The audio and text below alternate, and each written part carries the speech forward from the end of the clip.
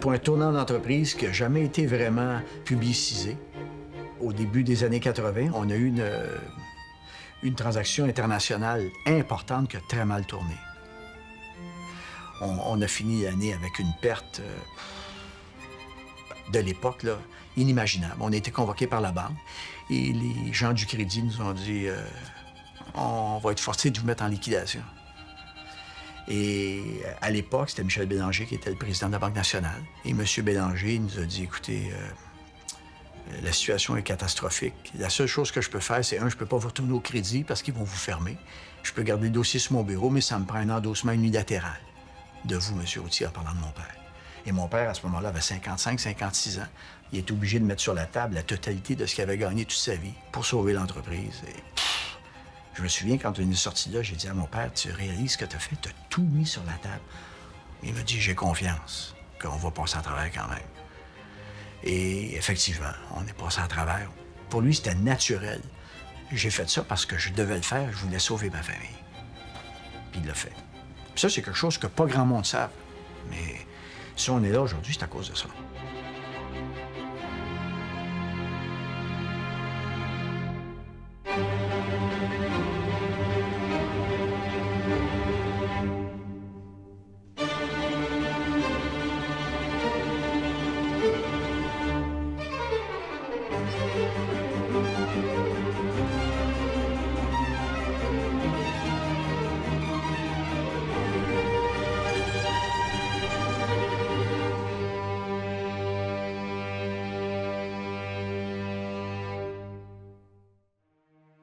Donc, l'industrie des fruits et légumes a toujours été en évolution constante. Ça n'a jamais arrêté. Étant donné qu'on part d'aussi loin que le transport à chevaux et qu'on est aujourd'hui avec le transport par avion, la transformation, elle est énorme et elle était présente à chaque décennie des fruits et légumes. L'évolution à travers les années a amené Courchesne à devenir beaucoup plus qu'un simple grossiste. Avant, on était carrément des grossistes, avec une flotte de camions qui distribuaient des magasins, alors qu'aujourd'hui, on est un importateur, on fait de l'organique, on fait de la valeur ajoutée, on fait de l'emballage. On fait beaucoup de choses qu'on ne s'attendait pas à faire. Le marché a changé, nos clients s'attendent beaucoup de nous.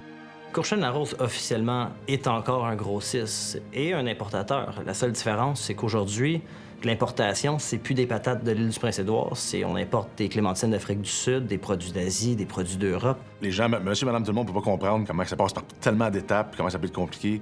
Puis des fois, quand on voit un prix à 1,99 pour un ananas, on ne peut même pas penser que ça peut aller à ce prix-là, tellement que ça part de la ferme, c'est mis dans des containers, c'est mis sur un bateau qui va jusqu'à Miami, qu'on envoie les camions à Miami chercher ce container-là qui viennent jusqu'ici. Par la suite, on va ça dans un autre camion qui va ça dans le magasin. Donc, les étapes sont vraiment nombreuses pour qu'un produit se ramasse dans le frigidaire d'un consommateur.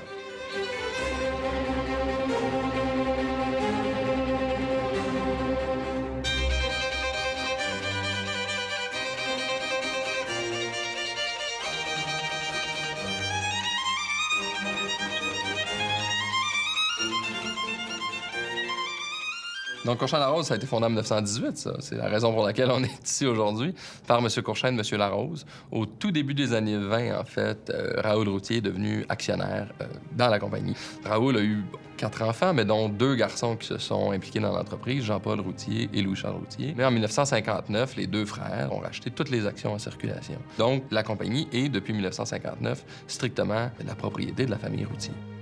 Lorsque je suis arrivé en 61, la société était déménagée de la rue Notre-Dame à la rue Bercy. Il devient évident qu'en ayant cet espace-là, ça a créé un regain à la société. On s'apprêtait à fêter le cinquantenaire qui était en 1968. Quand ils ont fait la grande ouverture de la rue Bercy, c'était magique, magique. Ce que je me rappelle aussi, c'est la première fois qu'il est arrivé un train, puis de voir tout le monde décharger et puis tout. Aujourd'hui, ça se ferait plus, là. C'est dépassé, mais dans le temps, c'était comme une innovation. C'était vraiment spécial. Dans l'entrepôt, à ce moment-là, il n'y avait pas de système informatique. Alors, le monsieur au micro, en avant, appelait la commande, appelait 4 boîtes de bananes, puis 3 boîtes de cerises, puis 2 caisses de tomates.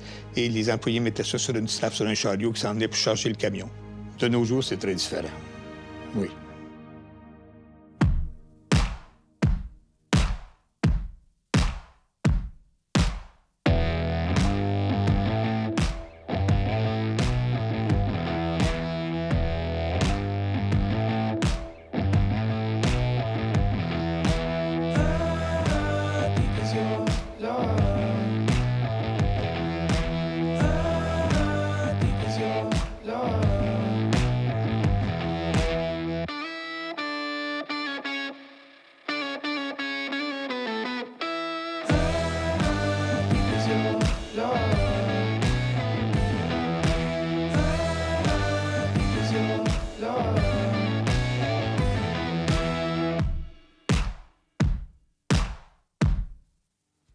L'entrepôt qui avait été construit dans les années 60 est un entrepôt qui avait été bâti comme un centre de distribution.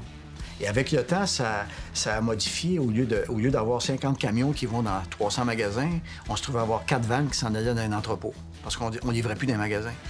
Alors, mon entrepôt sur la rue Bercy n'était plus fonctionnel. Alors, il fallait qu'on construise un entrepôt qui soit adapté à nos besoins.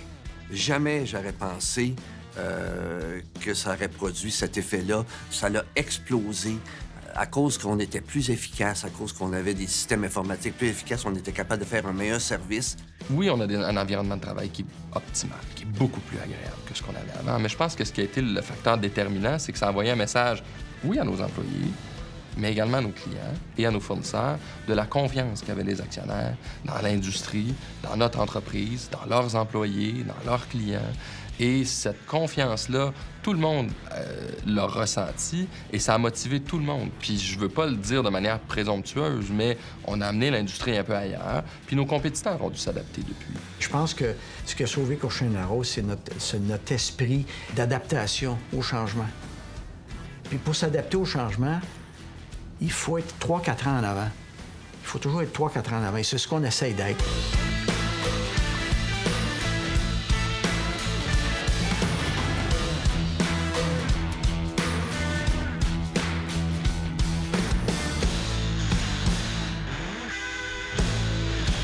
Au fil des ans, que ce soit de ma génération, des générations antérieures, c'était très important de mettre le nom de Cochin-Larose à l'avant-scène et de créer des partenariats avec nos producteurs, autant qu'avec nos clients. C'est aussi important parce qu'on se trouve dans le milieu, nous, de la chaîne. Donc, on est le lien entre les producteurs et les détaillants. L'industrie des fruits et légumes, on a beau être le meilleur connaisseur de citrus, de bananes. En bout de ligne, c'est des relations qu'on a. Je dis souvent que c'est un people's business et non un produce business. Puis je peux le retracer jusqu'à mon grand-père parce que lui s'entourait toujours de personnes ultra compétentes. J'irais même jusqu'à dire plus compétentes que lui dans beaucoup de domaines. Puis à travers les années, c'est ce qui a fait notre force. Puis encore aujourd'hui, on s'entoure des meilleurs de notre industrie, puis on n'a pas peur de ça, puis ils viennent souvent cogner à notre porte. Je l'entends, beaucoup des clients qui venaient puis qui racontent des histoires comme mon grand-père, comme moi, j'avais un petit magasin de rien, puis j'arrivais le vendredi, puis Louis-Charles, il disait, bon, ben j'ai 15 palettes de tomates, moi, je peux pas attendre à lundi, je te les envoie toutes à ton magasin, puis il va falloir que tu les vendes. Puis là, il était comme, là, 15 palettes, je peux pas vendre ça. Il dit, oui, tu vas le mettre à ce prix-là, puis finalement, ben, il revenait le lundi avec... dans un sac avec de l'argent, puis il disait, finalement, j'ai tout vendu, les tomates, bien fier. Fait que les clients aujourd'hui te racontent les interactions qu'il y avait avec mon grand-père, puis des choses qui se font moins aujourd'hui. Revenir le lundi matin avec un sac d'argent, tu vois plus ça aujourd'hui. C'est des choses qui sont racontées par des clients qui sont vraiment intéressantes. C'est dur de décrire la personnalité de quelqu'un comme ça, mais c'est un grand homme. Puis moi, j'espère que dans les 100 prochaines années, les valeurs qu'il a inculquées à ma famille, à la compagnie, à l'entreprise en général, ils vont être encore là, puis qu'on va se rappeler de qu'est-ce qu'il a fait.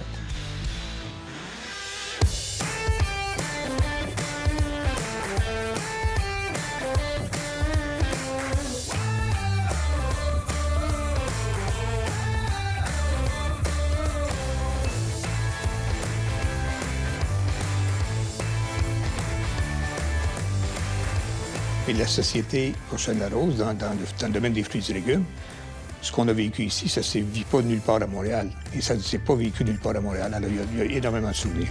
Chaque département est interrelié. Hein? Chaque département a un impact sur son département voisin. Si on ne travaille pas ensemble, il y a du sable dans l'engrenage, comme on dit. T'sais. Ce qui est fort chez nous, c'est qu'on est une famille unie. Ça, nos parents nous ont inculqué ça. Et puis, pour nous, la famille, ça s'élargit avec Cochin-Larose. Et c'est peut-être pour ça qu'au fil des ans, tout le monde qu'on a engagé, les gens finissent chez Cochin-Larose, ne s'en vont pas de chez Cochin-Larose. La famille Routier, ce qu'ils veulent le plus, avant tout, c'est vrai que c'est ça, c'est que les employés soient heureux. La compagnie a a toujours gardé le même optique qu'il y avait au départ. C'était proche de leurs employés, très humain envers les employés pour leur aider, soit financièrement, soit moralement, soit de toutes sortes de façons. À un moment donné, c'est pas juste l'argent. C'est pas juste l'argent. C'est des gens autour, quelqu'un qui vient te voir et te dit « Hey, gars, je viens d'acheter cette nouvelle maison-là, qu'est-ce que t'en penses? Hey, moi, je viens de faire cette affaire-là, qu'est-ce que t'en penses? » C'est un peu ça Cochin-Naro. L'argent, c'est sûr, ça en prend pour tout faire ça.